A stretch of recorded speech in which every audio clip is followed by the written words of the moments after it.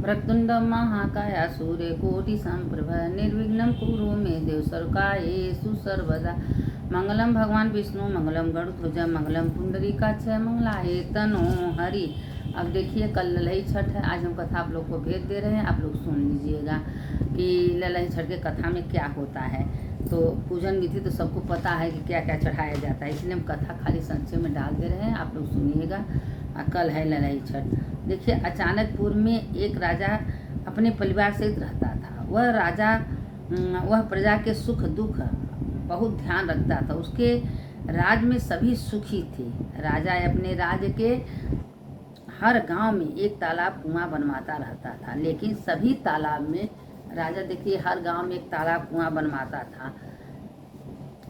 था, लेकिन सभी तालाब में कुआं सदैव सूखी ही बने रहते थे। एक वजह से राजा हमेशा चिंतित रहता था कि ऐसा कोई तो उपाय होगा कि जिसके कारण से पानी की समस्या का निदान हो जाएगा। एक दिन राजा अपने दरबार में पानी के विषय में मंत्री एवं सलाहकारों में से चर्चा कर रहा था कि उसी समय अचानक एक आकाशवाणी होती है कि हे राजा, तुमने अपने इकलौते पुत्र की बलि दोगे तभी तुम्हारी इस समस्या का हल होगा, वरना तुम ऐसे ही पानी के लिए चिंतित रहोगे। इस आकाशवाणी को सुनकर दरबार में बैठे सभी लोग को आश्चर्य होता है और सभी लोग दुखी हो जाते हैं। सभी सोचते हैं कि राजा अपने इकलौते पुत्र को कैसे बलिदान देगा। अब भाई कोई भी चिंता में हो जाएगा। राजकुमार की बलि दे दी जाएगी तो राजा का वंश ही खत्म हो जाएगा। रात में राजा विचार करता है कि यदि मैं अपने बेटे के बेटे पोते जो अभी 2 माह का है बलि दे दूंगा तो कैसा रहेगा। इससे आकाशवाणी की बात भी पूरी हो जाएगी और मेरा वंश भी बच जाएगा, क्योंकि मेरे बेटे के जीवित रहने से भविष्य में और भी पोते का जन्म हो सकता है। फिर तो राजा अपने मन में यही निश्चय करके सो जाता है। अगले दिन हलषष्ठी का व्रत होता है। राजा के बेटे की बहू हलषष्ठी का व्रत रखती है। इधर राजा सोचने ही लगता है बहू से उसके पुत्र को बलि के लिए कैसे मांगूं। कोई माँ अपने पुत्र को बलि के लिए कैसे दे सकती है, वे भी आज के दिन, जबकि माताएं अपने पुत्र के सुख सौभाग्य की कामना के लिए व्रत रखती हैं। राजा मन में विचार करता है कि क्यों न मैं बहू को किसी बहाने से उसके मायके भेज दूं। अब देखिए राजा कैसे षड्यंत्र रचे हैं। पोते को छोड़ जाने को कह दूं, जब बहू चली जाएगी तब मेरा काम बन जाएगा, बाद में बहू को कोई बहाना बना दूंगी। यह विचार राजा को उचित लगता है और वह बहू के पास जाकर कहता है, बहू, अभी तुम्हारे मायके से खबर आई है कि तुम्हारी माँ बहुत बीमार है, तुमको देखना चाहिए। तुम अपनी माँ को देखने चली जाओ, पोते को मेरे पास छोड़ जाओ। यह सुनकर बहू कहती है, पिताजी, आज तो हल षष्ठी है, आज मैंने कैसे जा सकती हूँ। आज के दिन जो हल जूते जमीन पर चलाना मना रहता है। तब राजा कहता है, तुम चिंता मत करो, मैं डोली पालकी मंगवा दूंगी। डोली पालकी सजाकर राजा उसमें बैठा दिया। बहू के जाते ही राजा अपने पोते को सागर के पास ले जाकर बलि चढ़ा दिया। उसके बाद उसे आत्मग्लानि होती है कि वह अपनी बहू से क्या कहेगा। उधर बहू जब अपने मायके पहुंचती है तो सभी महिलाएं हलषष्ठी का पूजा करती हैं, तैयारी कर रही थी। उसकी माँ भी पूजा करने को तैयार बैठी थी। अपनी माँ को स्वस्थ देखकर बहू को बहुत खुशी हुई, लेकिन आश्चर्य की यह बात होती है कि ससुर जी ने झूठ क्यों बोले। उसके बाद सभी मिलकर हलषष्ठी देवी की पूजा करती हैं। बहू की पूजा करके व्रत का पारण कहारों के साथ वापस आती है। रास्ते में वह कहारों को कहती है, हमारे ससुर जी ने जो सागर बनवाए हैं उसी तरफ ले चलना, मैं सागर में हाथ मुंह धोकर घर ही जाऊँगा।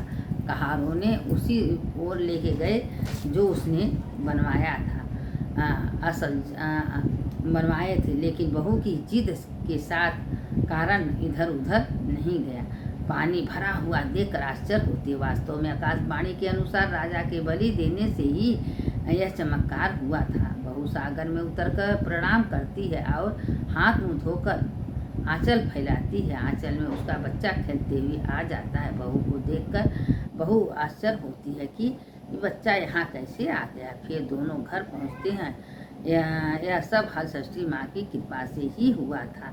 राजा अपनी बहू से माफ़ी मांगता है कि लेकिन साथ में बच्चे को देखकर बहुत खुश होता है। राजा बहू को आशीर्वाद देते हुए कहता है कि यह तुम्हारे ही पुण्य प्रताप का नतीजा है। राजा कहता है कि जिस तरह बहू के आत्मविश्वास और श्रद्धा से कारण हमारे घर में खुशी आई है, वैसे ही हमारे राज्य में सभी प्रजाजनों के घरों में खुशी रहे। राजा ने अपने राज्य में घोषणा करवा दी कि अगले साल से हमारे राज्य में सामूहिक रूप से हलषष्ठी की पूजा होगी। इस प्रकार हलषष्ठी माता की कृपा से राजा के घर में खुशियाँ आई। उसी प्रकार से आप सभी भक्त लोगों के घर में भी सदैव खुशियाँ बनी रहे। जो इस कथा को सुनते हैं उसकी भी खुशियाँ बनी रहे। अभी पहली कथा हो गई। अब दूसरी कथा सुनिए कि एक गांव में एक किसान परिवार रहता था। किसान के लड़के का विवाह हो चुका था। उसकी एक लड़की थी जो कि विवाह के योग्य हो चुकी थी। बहू लक्ष्मी और ननद रमा दोनों सहेली जैसी थी। रमा की माँ भी अपनी बहू को साथ बहुत प्यार करती थी। एक दिन की बात है कि बहू और ननद दोनों खेत में गई। उसकी ननद एक लकड़ी ले ली। लकड़ी से जमीन खोदने लगी। उसमें बहुत से सांप के बच्चे थे छोटे छोटे। जब सांप के बच्चे थे छोटे छोटे, सब उसी में लकड़ी खोदते खोदते वो बच्चे को कहीं कट गए, कहीं फट गए, कहीं सब कुछ हो गया। तो दौड़ी सांप काटने के लिए दौड़ी। तो उसकी जो ननद भाभी थी दौड़ के हाथ जोड़ी कि आप जो कहेंगे हम वो करेंगे, मेरे ननद को छोड़ दो। और वह वचन दे दी थी। कहे तुम वचन दो। कहे हाँ वचन देते हैं। अब यहाँ आई। धीरे धीरे समय बीतता गया। ननद उसकी शादी जो हुई, शादी करके अपने ससुराल में चली गई। ससुराल में खूब सुखी से रहने लगी। अब यहाँ क्या होता है कि जो भाभी थी उनको बच्चा होने लगा। एक बच्चा हुआ, 2 बच्चे, जितना बच्चा हुआ था नाक दोताते थे, उसके बच्चे को सब उठा ले जाते थे। ऐसे करते करते 5 बच्चे उसके ख़त्म हो गए। जब छठवां पेट में उसका सास और पति घर से माँ निकाल दिए। कहा तुम जाओ मेरे घर में, तुम बच्चे खाने वाली हो। अब निकाल के गई अपनी माँ के पास, रोने लगी। माँ मेरे बच्चे को नाग ने खाली सारे किस्सा बता दी। कहें बेटा चिंता मत करो, इस बार तुम्हारा कुछ ऐसा नहीं होगा। जब प्रसव का समय आया तो उसकी माँ हंडिया में 6 हंडिया में दूध, मटका, लावा, चना सब रख दी थी मिला के। अब सांप आया, धीरे धीरे बढ़ते गया, सब खाते गया। खाते खाते सवेरा हो गया तो सांप बहुत खुश हुआ कि आज मेरा बहुत अच्छे से पेट भर गया। तुम वरदान मांगो, तुम क्या मांगना चाहती हो। तो कहे हम कुछ वरदान नहीं मांगते, बस यही वरदान दीजिए जो मेरे 5 बच्चे मर गए हैं हमको वापस कर दीजिए। सांप ने आशीर्वाद दिया कि जाओ तुम्हारा 5 बच्चे तुम्हारे पास आ जाएंगे।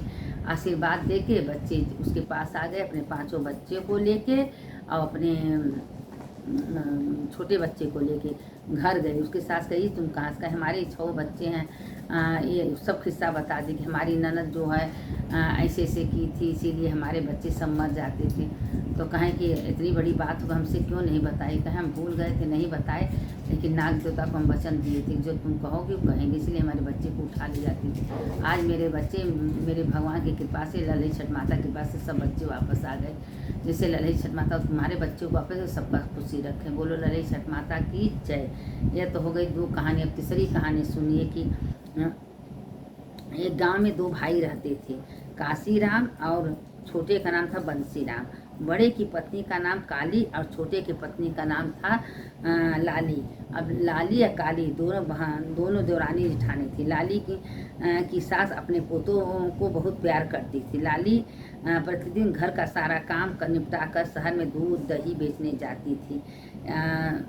जाती थी। ये लोग कहते थे कि कल हमारे यहाँ ललई छठ की पूजा है, इसलिए तुम भैंस का दूध दही लेके आना। अगले दिन जल्दी उठकर अपने बच्चों को नहवा धोवा तैयार करके बच्चों को समझाकर काली को तंग मत करना। फिर भी मटकी में गाय का दूध, एक मटकी में भैंस का दूध रख लेती है। गाय भैंस का दूध रख लेती है। ललई छठ माता का पूजा रहता है, गांव में सबको देने जाती है। तो भैंस की जगह गाय का दूध सबको दे के आती है। जब घर में देखती है तो भैंस का दूध पड़ा रहता है, गाय का दूध देती, दौड़ी दौड़ी जाती है, सब जगह जाती है कि बहना बहुत गलती हो गया, भैंस का दूध ले लीजिए, गाय को हम दे दिए। सारे गाय का दूध वापस किए, भी कोई पूजा नहीं किया था, सब भैंस का दूध। और दौरान उनके क्या की कि दोनों बच्चे को काट के आग में जला के खाना पका के सब राख हो साफ करके बाहर फेंक दी, दोनों बच्चों को मार दी थी। अभी बहुत चिंतित हो गई। जब घर में गई तो ललई छठ माता का सब सारी औरतें गुठ बना के पूजा कर रही थी, बैठ के वही कथा कहानी सुनी, ललई छठ माता का पूजा की और हाथ जोड़ के प्रार्थना की कि हे ललई छठ माता, सबके गोद भरे रहना, सबके बच्चों को अच्छे से रखना, कभी कोई को दुख मत देना। अब ललई छठ माता क्या की कि जब वो घर में गई तो आवाज़ दे रही है कि अपने दोनों बच्चे दोनों दौड़ के आए। जब दौड़ के आए तो बताए अपने मासिक माया ऐसे ऐसे हमारे साथ चाची की थी और वो गलती करके अपने मायके चली। जब मायके गई तो जो लाली थी काली को लेने गई थी तो कही कि चलो दीदी कोई बात नहीं, जो हो गया सो हो गया, अगले साल से हम दोनों मिल के ललई छठ माता का पूजा करेंगे, माता की कृपा होगा तुम्हारा भी गोद भर जाएगा। गई अपने दौरानी को बुला के लेके आई और बड़े करने पर बहुत शर्मिंदा थी कि इसके बच्चे को हम कैसे दोनों को काट मार डालें।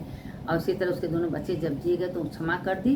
और दूसरे साल जब ललई छठ का पूजा है तो दोनों दौरानी जेठानी मिल के ललई छठ का पूजा की, व्रत की, कथा कहानी सुनी, उनके साथ दोनों बच्चे खुशी को जैसे ललई छठ माता उसका गोद भरी उससे सबका गोद भरे।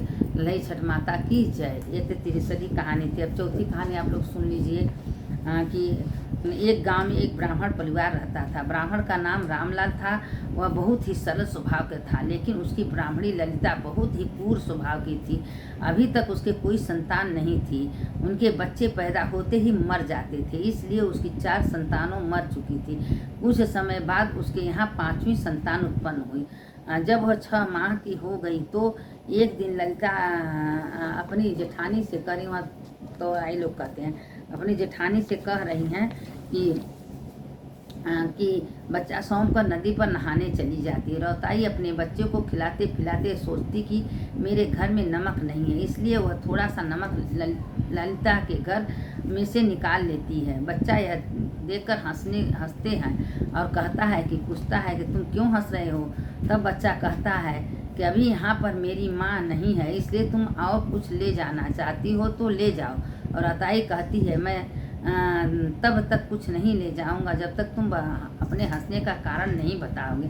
तब बच्चा कहता है पता नहीं मेरी माँ ने पिछले जन्म में कितने नमक चुराए होगा कि उसकी सज़ा उसे अब तक मिल रही है। अब तक उसे कोई भी सुख प्राप्त नहीं हो पाया। और अताई कहती है तुम उसके पास हो तो उसे उसके बढ़कर और क्या सुख चाहिए। बच्चा कहता है मैं तो एक दिन रहकर वापस चला जाऊंगा। रौताई पूछती है क्यों, कोई उपाय नहीं है कि मेरी मालकिन को संतान सुख मिले।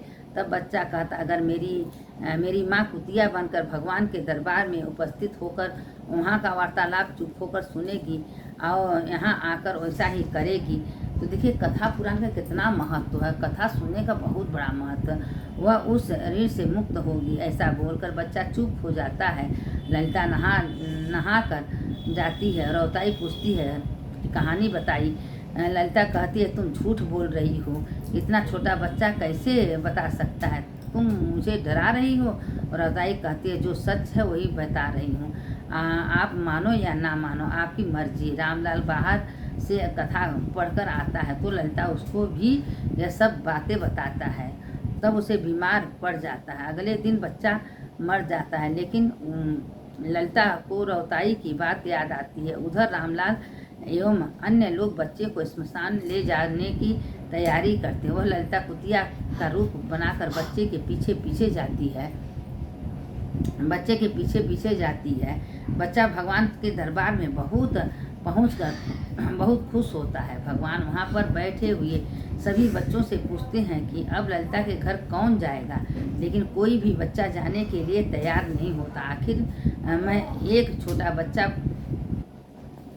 बच्चा भगवान उसे जाने के लिए कहते हैं तो बच्चा भगवान से पूछता है कि कोई भी जाने के लिए तैयार नहीं है तो हम मुझे क्यों भेज रहे हो। तब वो बच्चा कह रहा है कि हम मुझे क्यों भेज रहे हो। कहते हैं यदि तुमको नहीं रहना है तो कुछ समय बाद वापस आ जाना। बच्चा पूछता है कि कैसे वापस आऊँगा। तब भगवान कहते हैं तुम जो वस्तु न रहे उसकी मांग करना, उसकी मांग करना। जब वह वस्तु न मिले तो रूठ कर वापस चले आना।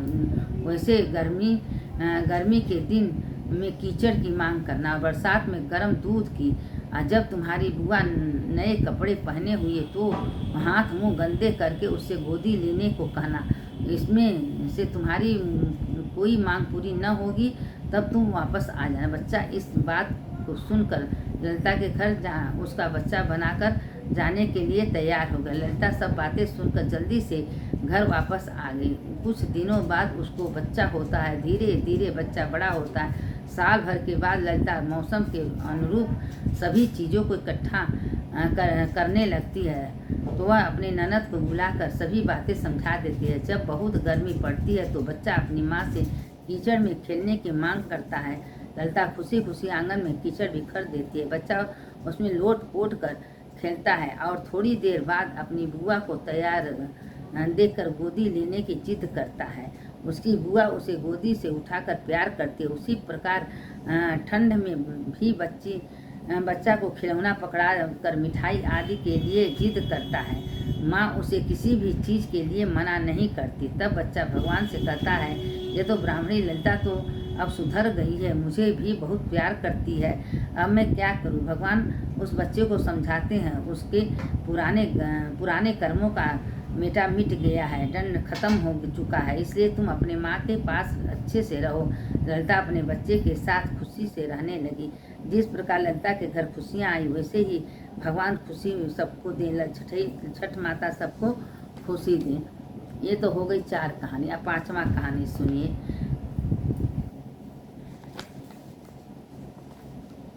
अब हम एक 5वां कहानी आप लोग को सुनाते हैं। 6 कहानी हम डाल दे रहे हैं।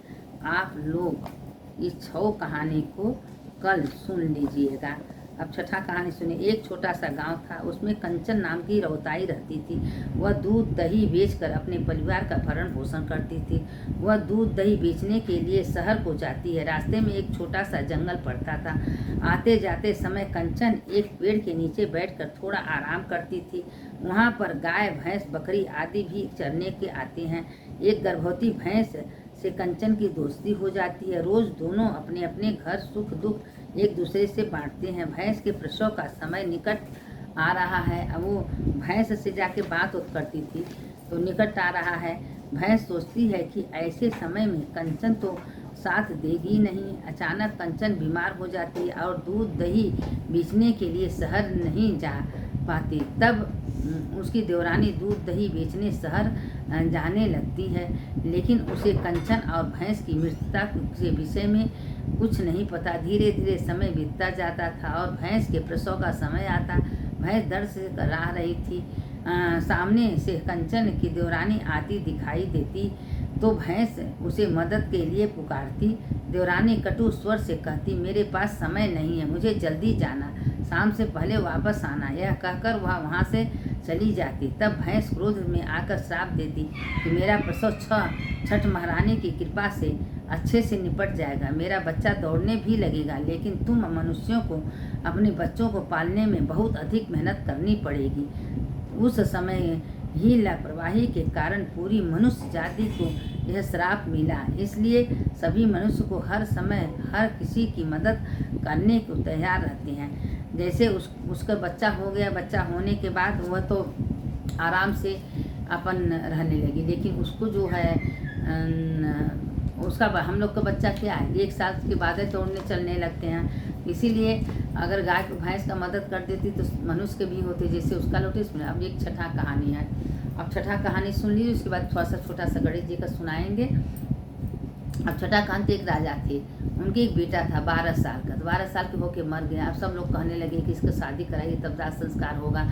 तो एक ब्राह्मणी थी, उसको सौतेली लड़की थी। उसकी सौतेली माँ बहुत मारती पीटती, खाना पीना नहीं देती थी, घर का सारा काम कराती थी।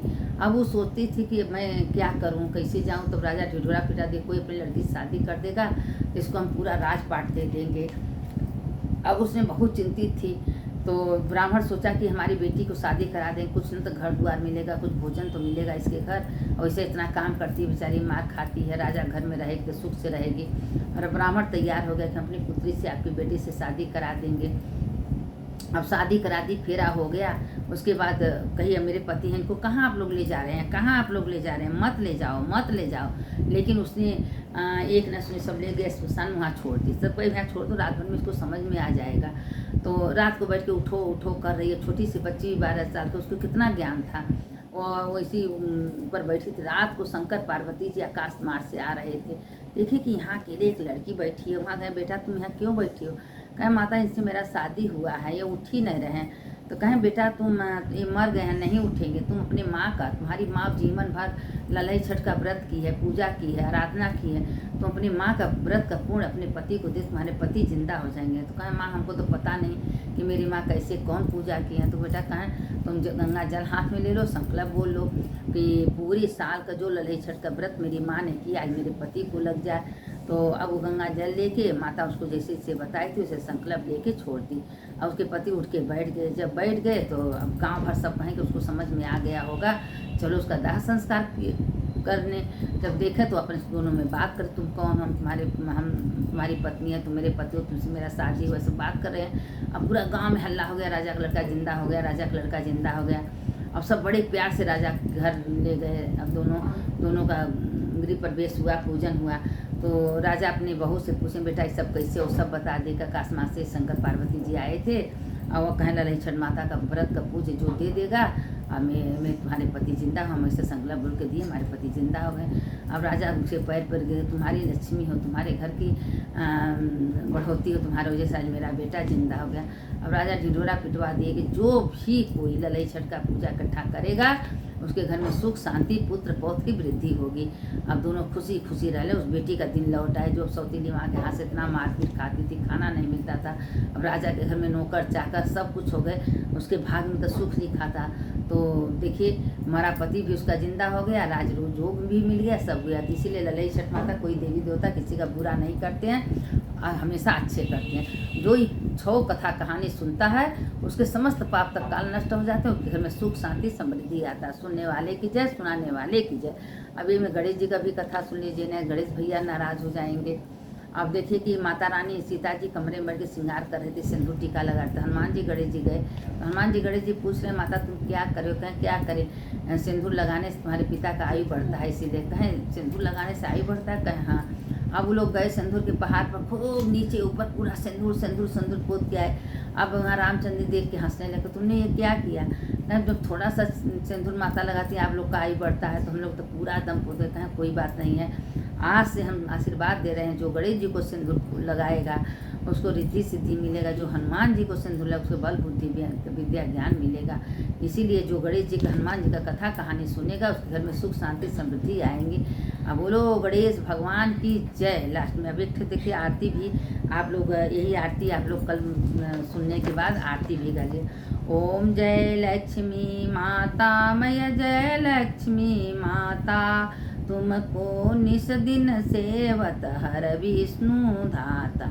ओम जय लक्ष्मी माता, ब्रह्माणी रुद्राणी कमला तुम ही जग माता, सूर्य चंद्रमा ध्यावत नारद ऋषि गाता। ओम जय लक्ष्मी माता, दुर्गा रूप निरंजनी सुख संपत्ति पादाता, जो कोई तुमको ध्यावत अष्ट सिद्धि नौ निधि पात, तुम पाताल निवासनि तुम ही शुभदाता, कर्म प्रभाव प्रकाशनि भव निधि की त्रासा। ओम जय लक्ष्मी माता, जिस घर तेरा वास है सदगुण आता, सब संभव हो जाता, मन नहीं घबराता। ओम जय लक्ष्मी माता, तुम बिन यज्ञ न होता है, वस्त्र न हो पाता, खान पान धन वैभव सब तुमसे आता।